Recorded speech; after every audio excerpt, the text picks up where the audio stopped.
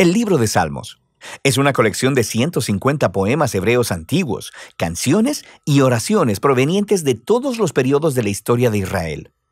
Muchos de estos poemas están conectados con el rey David, de hecho, 73 de ellos, y él era conocido como poeta y arpista. Pero hay muchos autores diferentes detrás de estos poemas. Tenemos los poemas de Asaf o los de los hijos de Coré. Y algunos proceden de otros líderes de alabanza en el templo. Incluso Salomón y Moisés tienen sus propios poemas, y casi un tercio de ellos son anónimos. Ahora, muchos de estos poemas fueron utilizados por los coros que cantaban en el templo de Israel, pero el libro de Salmos en realidad no es un himnario. En algún punto del periodo, después del exilio de Israel en Babilonia, estos poemas antiguos fueron reunidos y acomodados intencionalmente en el libro de Salmos que ahora tenemos. Y este tiene un diseño y un mensaje bastante único, el cual no notarás a menos que lo leas de principio a fin. Ahora, para ver cómo está diseñado el libro de Salmos, lo más útil es, de hecho, empezar por el final. El libro concluye con 5 poemas de adoración al Dios de Israel, y cada uno comienza y termina con la palabra aleluya, que es una orden en hebreo para decirle a un grupo de personas que adoren a Yah, la versión corta del nombre divino Yahweh. Ese es un arreglo de 5 partes realmente bonito, y parece que alguien nos está dando aquí una conclusión para el libro. Así que nos invita a hacer la pregunta, ¿tiene el libro otras señales de diseño intencional? Si prestas atención a los títulos de los poemas, notarás que en 5 lugares los traductores de tu Biblia pusieron los títulos Libro 1, Libro 2, Libro 3, 4 y 5 en varios puntos. Y estos dividen el libro de Salmos en 5 grandes secciones. La razón para esto es que los últimos poemas en cada una de estas secciones tienen un final muy similar que luce como una adición editorial. Se lee algo como, bendito sea el Señor, el Dios de Israel, por los siglos de los siglos. Amén y amén. Así que el libro tiene una conclusión y una organización interna en 5 partes principales. Así que lo natural es ir al principio a buscar una introducción. ¿Y qué encontramos? Los Salmos 1 y 2 se separan del libro 1 porque la mayoría de los poemas en el libro 1 están conectados a David, excepto los Salmos 1 y 2 que son anónimos. El Salmo 1 celebra lo bienaventurada que es la persona que medita en la Torá, leyéndola en oración día y noche y que luego la obedece. Ahora, la palabra Torá significa simplemente enseñanza, y de manera más específica se llegó a referir a los 5 libros de Moisés que inician el Antiguo Testamento. Y aquí parece ser que la palabra se utiliza con ambos significados en mente, lo que explica por qué tiene 5 partes. El libro de los Salmos se ofrece como una nueva Torá que enseñará al pueblo de Dios la práctica de la oración durante toda su vida, al mismo tiempo que procuran obedecer los mandamientos de Dios entregados en la primera Torá. El Salmo 2 es una reflexión poética sobre la promesa de Dios al rey David de 2 Samuel capítulo 7, de que un día un rey mesiánico vendría y establecería el reino de Dios sobre el mundo, derrotando la maldad y la rebelión en la nación.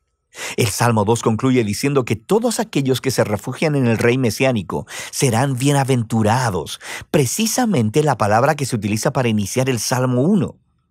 Y así, estos 2 poemas juntos nos dicen que el libro de Salmos está diseñado para ser el libro de oración del pueblo de Dios según ellos procuran ser fieles a los mandamientos de la Torá, mientras anhelan y esperan el venidero reino mesiánico. Ahora, con estos 2 temas presentados, podemos empezar a ver cómo los libros más pequeños también han sido diseñados alrededor de estas 2 ideas. Por ejemplo, el libro 1 tiene justo en el centro una colección de poemas, los Salmos del 15 al 24, que inician y concluyen con un llamado a ser fieles al pacto. Y luego, en los Salmos del 16 al 18, encontramos una representación de David como un modelo de esta clase de fidelidad. Así que él clama a Dios para que lo libere, y Dios lo enaltece como rey. Ahora, en el grupo de poemas correspondientes, los Salmos del 20 al 23, el David del pasado se ha convertido en una imagen del futuro rey mesiánico, quien también clamará a Dios. Él será librado y le será dado un reino sobre las naciones. Y luego, justo en el centro de esta colección, está un poema, el Salmo 19, dedicado a adorar a Dios por proveer la Torá. Así que aquí lo tenemos, los 2 temas de los Salmos 1 y 2 ligados muy de cerca aquí. El libro 2 abre con dos poemas que están unidos por su esperanza de un regreso al templo en Sion en el futuro. Y esta es una imagen muy asociada con mucha proximidad a la esperanza del reino mesiánico. Luego, el libro 2 cierra con un poema que representa el futuro reino del rey mesiánico sobre toda la nación.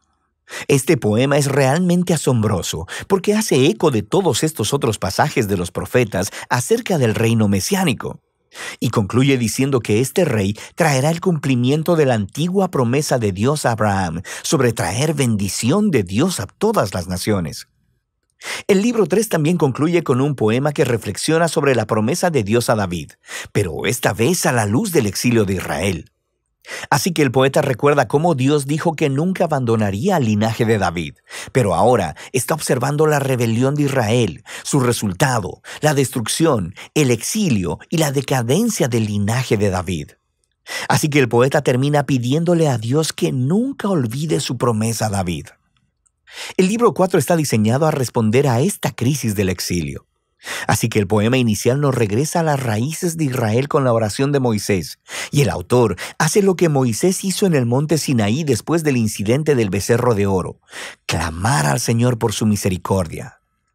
El centro del libro 4 está dominado por un grupo de poemas que anuncian que el Señor, el Dios de Israel, gobierna como el verdadero Rey del mundo, y que toda la creación, los árboles, las montañas y los ríos son convocados para celebrar ese día futuro en el que Dios traerá su justicia y su reino sobre todo el mundo. Son convocados para celebrar ese día futuro en el que Dios traerá su justicia y su reino sobre todo el mundo. El libro 5 abre con una serie de poemas que afirman que Dios escucha el clamor de su pueblo y que un día enviará a su futuro rey para derrotar la maldad y traer el reino de Dios. Este libro también contiene dos colecciones más grandes, una llamada Hallel y otra llamada Cánticos Graduales. Cada una de estas colecciones concluye con un poema sobre el futuro reino mesiánico. Y estas dos colecciones, al unísono, sostienen la esperanza de una acción futura, similar al Éxodo, en el que Dios redimirá a su pueblo. Y luego, justo en medio de ellos, está el Salmo 119, el poema más largo del libro. Es un poema alfabético. Cada línea comienza con una nueva letra del alfabeto hebreo y explora el maravilloso regalo de la Torá como la palabra de Dios para su pueblo. Así que aquí lo tenemos.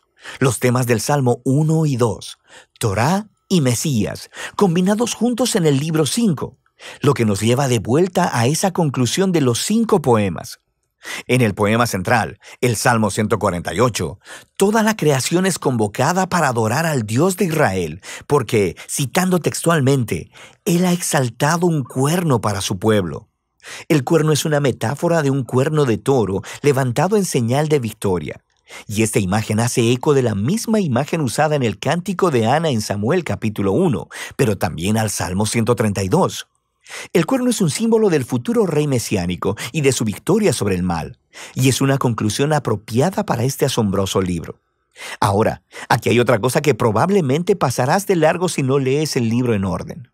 Hay muchas clases de poemas diferentes en el libro de Salmos, pero todos básicamente caen en dos grandes categorías: poemas de lamento o de alabanza. Los poemas de lamento expresan dolor, confusión y enojo acerca de lo horrible que es el mundo y lo horrible que son las cosas que le están sucediendo al poeta. Así que estos poemas llaman la atención a lo que está mal en el mundo y le piden a Dios que haga algo al respecto. Hay muchos de estos en el libro, lo que nos dice algo importante, que el lamento es una respuesta apropiada a la maldad que vemos en nuestro mundo. Pero lo que notarás es que los poemas de lamento predominan en la primera parte del libro, en los libros del 1 al 3, pero pon atención, porque en ocasiones también encontrarás salmos de alabanza. Los poemas de alabanza son poemas de gozo y celebración y llaman la atención a lo que es bueno en el mundo y recuentan las historias de lo que Dios ha hecho en nuestras vidas y agradeciéndole por ello. En los libros 4 y 5 notarás que los poemas de alabanza son más que los poemas de lamento, y todo culmina en esa conclusión de aleluyas en 5 partes. Este cambio de lamento a alabanza es profundo y nos dice algo acerca de la naturaleza de la oración, mientras esperamos por el rey mesiánico como el libro nos enseña a hacer. Esto creará tensión para nosotros mientras miramos el trágico estado de nuestro mundo y de nuestras vidas. Así que los salmos nos enseñan a no ignorar el dolor de nuestras vidas, pero también, al mismo tiempo, que la fe bíblica mira hacia adelante, mirando a la promesa del futuro reino mesiánico de Dios. Así que, Torá y Mesías, lamento y alabanza, fe y esperanza. De eso trata el libro de Salmos.